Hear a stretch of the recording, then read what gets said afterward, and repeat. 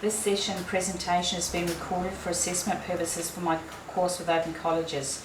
This recording will be live streamed through Open Colleges' online learning platform to the Open Colleges Learning Management System. These sessions may be used by Open Colleges for compliance purposes or within a course to demonstrate examples of best practices. This video may be available publicly. This applies to the time the video is being streamed. After the recording, the video will be stored securely and will become the property of Open Colleges. If you do not wish to be recorded, you will need to leave the session now. Are you happy to stay?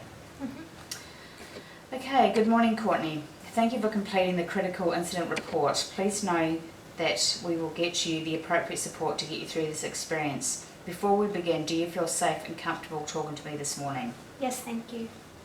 Would you like to tell me in your own words what happened that led you to complete a critical incident report? And please take your time. I went to visit a client on one of my regular visits to see how she is coping as she struggles with depression. I knocked on the door and got no reply, even though I could see her car in the driveway. I called out her name and still no reply, so I tried the door and it was unlocked. I walked in slowly, still calling out her name and still no response. As I entered the kitchen, I could see her lying on the kitchen floor. As I got closer, I could see she was unconscious as not responsive at all to me, and beside her on the floor was an empty pillbox.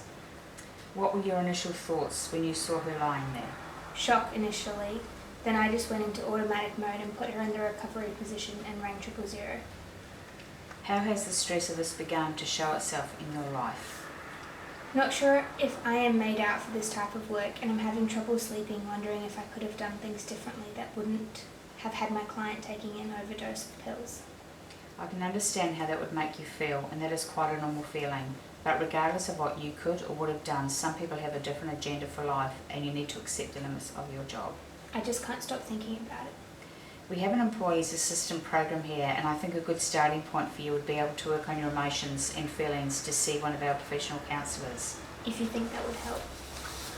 I think it would help, and there is no time limit on getting better, or think that you should be able to get over it in a couple of weeks. Each person is different to how they react to situations, so would you like to give it a try? Okay. This is great, Courtney. I would also consider writing a journal to see what triggers your emotions. Exercise and keeping active is also another way to stop overthinking. What do you think about that? I like the idea of a journal, so might start one tonight when I get home, and I'll talk to my partner to see if he wants to come for a walk with me tonight. That's great, Courtney. I'll organise the counsellor for you today, and I would like to follow up with you again this time next week. How does that sound? Yeah, that sounds good. Do you have any questions? Yes. Not sure if I'm ready to visit clients again at the moment. Is that okay? Of course it is. We will take things one day at a time, and we will review your caseload so you feel comfortable in what tasks you are doing. Proud of you talking to me today. Any other questions or anything you'd like to discuss? No thanks, not at the moment. Thank you for listening. You're welcome, and you're a great employee.